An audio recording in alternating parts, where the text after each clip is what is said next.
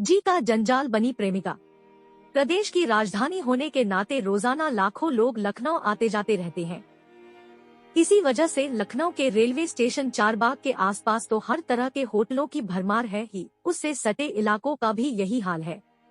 ऐसा ही एक इलाका है नाका हिंडोला। यहाँ भी छोटे बड़े तमाम होटल है।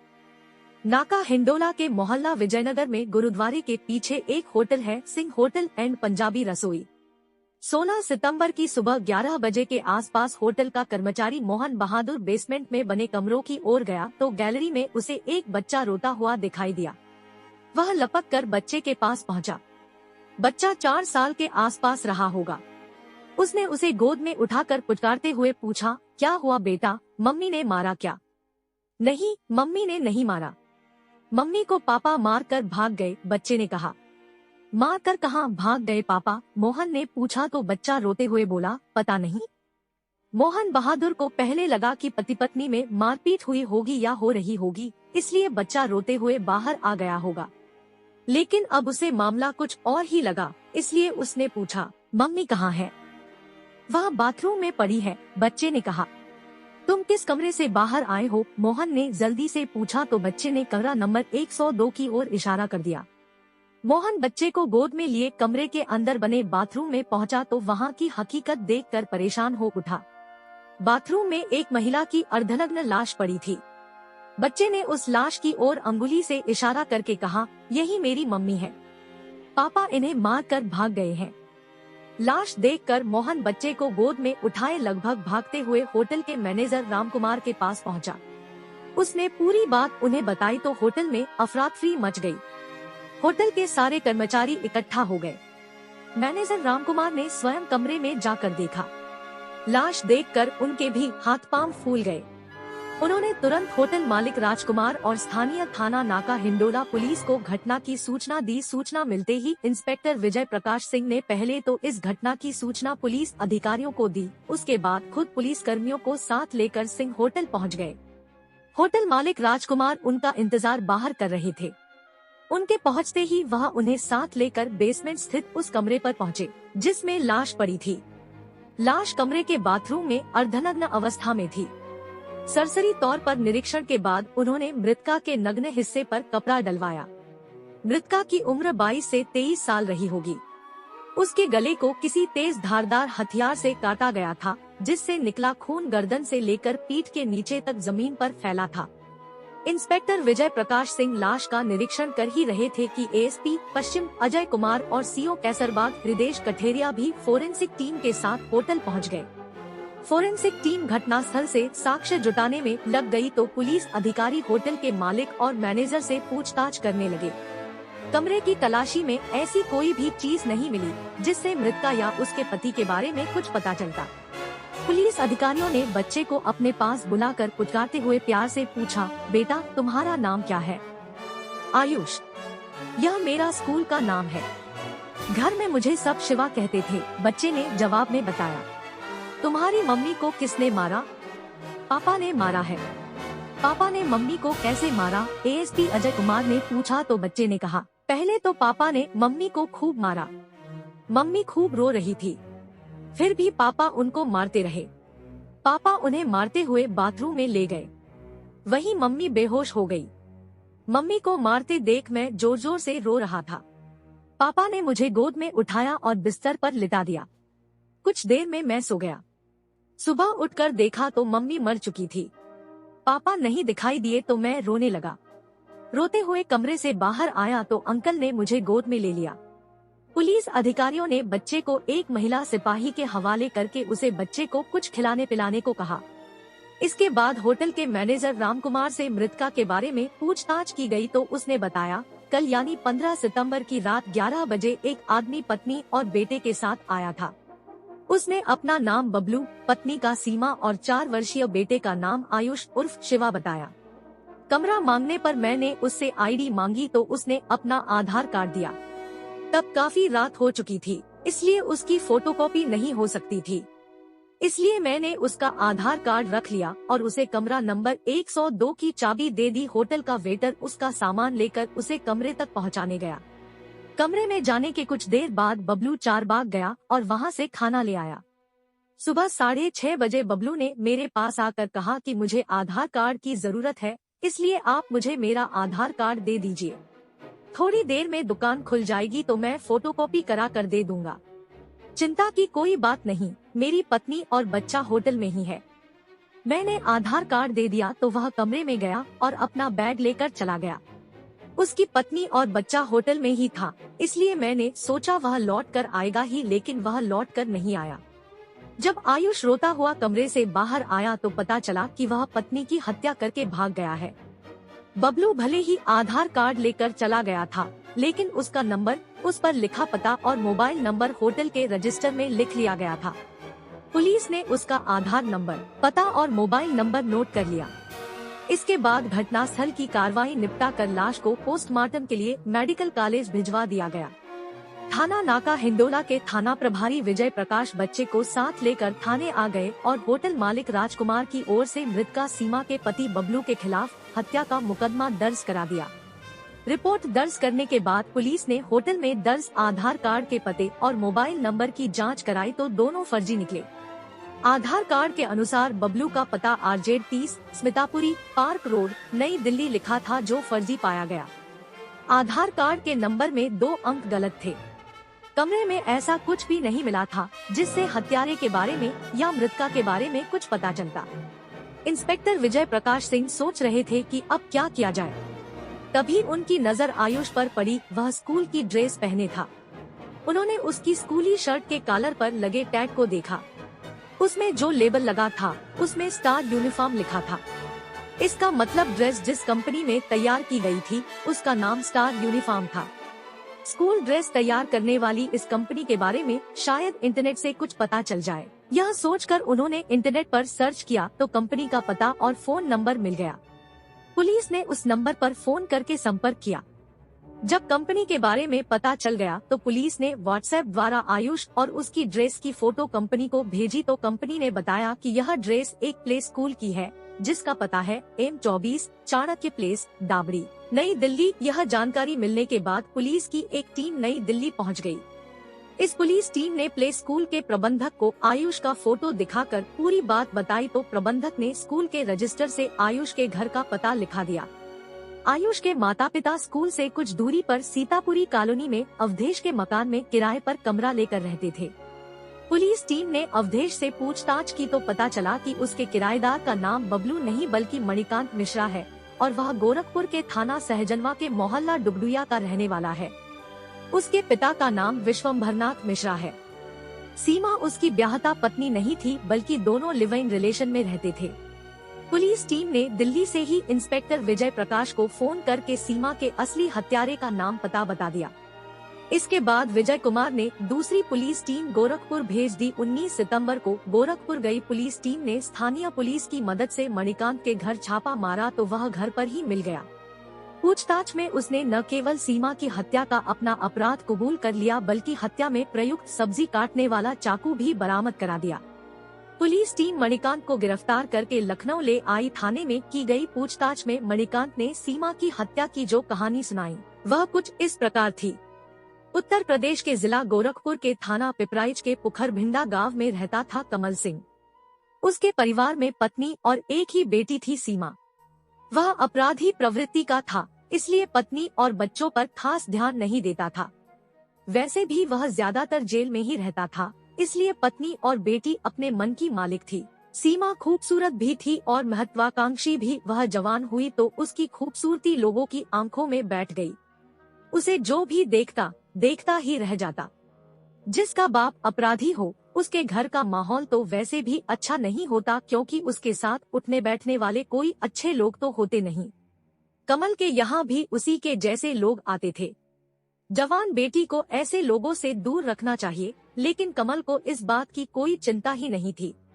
वह सभी को घर के अंदर ही बैठाता था। बदमाश प्रवृत्ति का व्यक्ति किसी का नहीं होता, इसलिए उन सब की नजरें कमल की जवान बेटी पर जम गई थी। बगल के ही गांव भरहट का रहने वाला एक लड़का कमल के यहाँ आता रहता था। वह भी अपराधी प्रवृत्ति का था। वह कुंवारा था, इसलिए उसने कमल सिंह के सामने सीमा से शादी करने का प्रस्ताव रखा तो कमल सिंह ने सोचा कि उसे बेटी की शादी तो करनी ही है।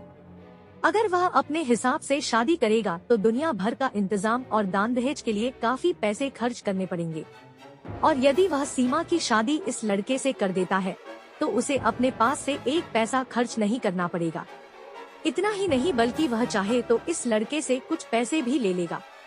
लड़का उसे पसंद था, इसलिए उसने कहा, सीमा की शादी तो मैं तुमसे कर दूंगा, लेकिन कुछ देने के बजाय मुझे तुमसे कुछ चाहिए। लड़का भी सीमा के लिए बेचैन था, इसलिए उसने कहा, चाचा जी, मैं सीमा के लिए अपना सब कुछ आपको दे सकता हूँ। मुझे तुम्हारा सब कुछ नहीं चाहिए। सब कुछ दे दोगे तो मेरी बेटी को खिलाओगे पिलाओगे कहाँ से? मुझे कुछ रुपए चाहिए, क्योंकि मेरे ऊपर काफी कर्ज हो गया है। वह लड़का कमल द्वारा मांगी गई रकम देने को तैयार हो गया तो उसने सीमा का विवाह उस युवक से करा दिया। सीमा पिता के घर से ससुराल पहुंच गई।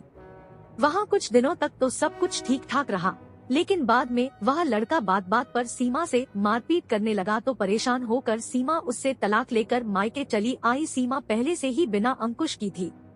शादी के बाद वह और आजाद हो गई। उसे किसी से भी बात करने या मिलने में जरा भी हिचक नहीं होती थी। कोई रोकटोक भी नहीं थी, इसलिए वह कहीं भी किसी के भी साथ घूमने चली जाती थी। इसकी सबसे बड़ी वजह थी उसकी जरूरतें, इसलिए जो भी उसकी जरूरतें पूरी करता वह उसी की हो जाती। ऐसे में ही उसकी मुलाकात थाना पिपराइच के गांव पकड़ियार के रहने वाले केदार सिंह के बेटे मनोहर सिंह से हुई तो वह उससे जुड़ गई। केदार सिंह खेती किसानी करते थे। मनोहर सीमा को इस कदर चाहने लगा कि वह उससे शादी करने के बारे में सोचने लगा। मनोहर ने अपने पिता केदार सिंह से शादी के लिए कहा तो उन्होंने मना कर दिया, लेकिन मनोहर ने जिद पकड़ ली कि वह शादी करेगा तो सीमा से ही करेगा, अन्यथा कुंवारा ही रहेगा। तब मजबूर होकर केदार सिंह को झुकना पड़ा। वह सीमा से उसकी शादी कराने को राजी तो हो गए, लेकिन उन्होंने शर्त रख दी कि सीमा को उनके हिसाब से घर में रहना होगा, जबकि वह जानते थे कि सीमा ज्यादा दिनों तक उनकी इच्छानुरूप नहीं रह सकती।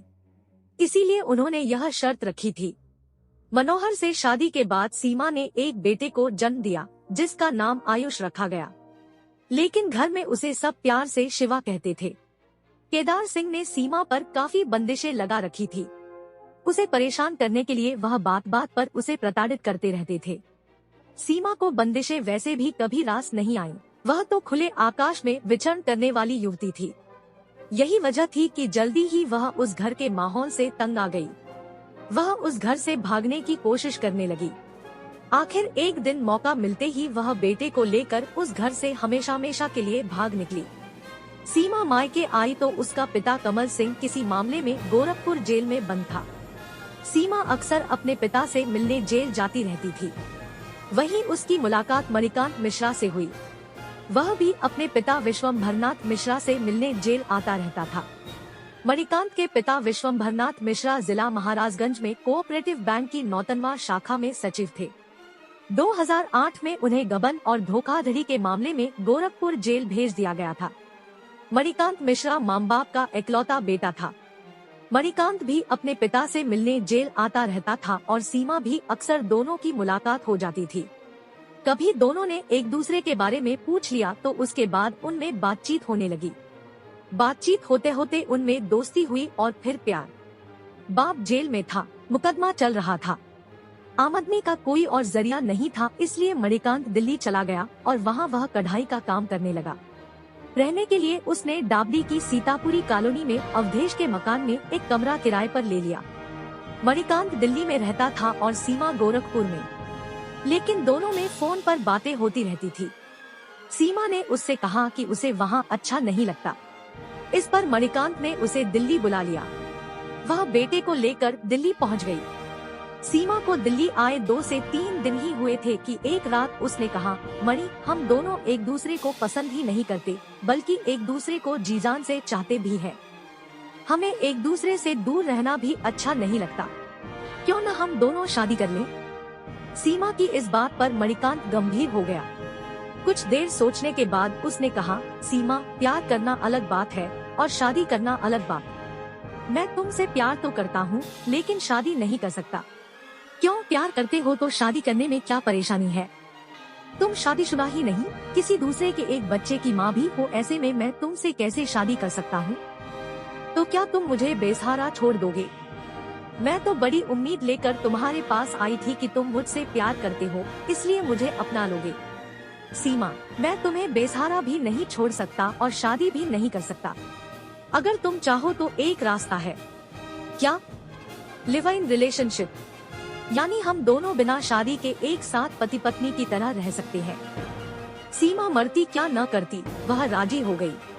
इसके बाद दोनों बिना शादी के ही पति पत्नी की तरह साथ रहने लगे। मणिकांत ने पास के ही चाणक्य प्लेस स्थित एक प्ले स्कूल में आयुष का एडमिशन करा दिया। सीमा की भी उसने एक कॉल सेंटर में नौकरी लगवा दी। वहाँ सीमा को 5,000 रुपए प्रतिमाह वेतन मिलता था। सीमा जल्दी ही अपने रंग दिखाने लगी। वह घूमने, फिल्में देखने और महंगा खाना खाने पर जरूरत से ज्यादा पैसे खर्च करने लगी। उसका पूरा वेतन इसी में खर्च हो जाता। पैसे खत्म हो जाते तो वह परेशान हो उठती। तब वह आस पड़ोस से उधार लेने लगी। उन पैसों को भी वह अपने शौक पूरा करने में उड़ा देती। उधार देने वालों के पैसे सीमा वापस न करती तो वे मणिकांत से पैसे मांगते। सीमा की इन हरकतों से मणिकांत परेशान रहने लगा। उसने सीमा को कई बार समझाया, लेकिन उस पर कोई असर नहीं हुआ। धीरे धीरे उसे सीमा के चरित्र पर भी शक होने लगा, क्योंकि सीमा हर किसी से इस तरह खुलकर बात करती थी जैसे वह उसका बहुत खास हो। इसके अलावा उसे लोगों से पैसा भी बड़े आराम से उधार मिल जाता था। इससे मणिकांत को लगने लगा कि सीमा ने ऐसे लोगों से संबंध बना रखे हैं। इन्हीं बातों को लेकर दोनों के बीच आए दिन झगड़ा होने लगा। हद तब हो गई जब सीमा मणिकांत पर दबाव बनाने लगी कि वह गोरखपुर की अपनी सारी संपत्ति बेचकर दिल्ली में एक अच्छा सा मकान लेकर यही रहे। मणिकांत सीमा की हरकतों से वैसे भी परेशान था। जब वह उस पर संपत्ति बेचने के लिए ज्यादा दबाव बनाने लगी तो वह सीमा से छुटकारा पाने के बारे में सोचने लगा। उसे पता था कि यह औरत सीधे उसका पीछा नहीं छोड़ेगी, इसलिए उसने उसे खत्म करने का विचार बना लिया। पूरी योजना बनाकर उसने सीमा से गोरखपुर के अपने गांव चलने को कहा तो वह खुशी खुशी चलने को तैयार हो गई। 15 सितंबर की दोपहर मणिकांत ने सीमा और आयुष को साथ लेकर लखनऊ जाने के लिए गोमती एक्सप्रेस पकड़ी। रात 10 बजे वह लखनऊ के चारबाग स्टेशन पर उतरा। उसने सीमा से कहा कि इस समय गोरखपुर जाने के लिए कोई बस या ट्रेन नहीं मिलेगी, इसलिए आज रात यहीं किसी होटल में रुक जाते हैं। सीमा क्या कहती, वह होटल में रुकने को तैयार हो गई। रिक्शे पर बैठकर उसने रिक्शे वाले से किसी छोटे और सस्ते होटल में चलने को कहा। रिक्शे वाला तीनों को नाका हिंडोला थाने के विजयनगर स्थित सिंह होटल एंड पंजाबी रसोई ले गया। वहां मणिकांत ने होटल के रिसेप्शन पर बैठे मैनेजर रामकुमार से एक कमरे की डिमांड की तो उसने उससे आईडी मांगी।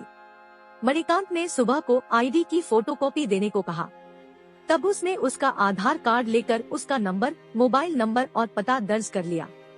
कमरे का किराया 350 रुपए लेकर उसने कमरा नंबर 102 की चाबी मणिकांत को दे दी। वह सीमा और आयुष को लेकर कमरे में चला गया। सीमा और आयुष को कमरे में छोड़कर मणिकांत चारबाग गया और वहां किसी ढाबे से खाना ले आया। खाना खाकर वह सीमा से बातें करने लगा। तभी किसी बात पर उसकी सीमा से बहस हो गई तो वह सीमा को पीटने लगा। सीमा जोर जोर से रोने लगी। माँ की पिटाई और उसे रोता देखकर मासूम आयुष भी रोने लगा। मणिकांत सीमा की पिटाई करते हुए उसे बाथरूम में ले गया। वहाँ उसने उसे इस तरह पीटा कि वह बेहोश हो गई। उसे उसी हालत में छोड़कर वह आयुष के पास आया और उसे बिस्तर पर लिटाकर किसी तरह सुला दिया। इसके बाद उसने घर से बैग में रखकर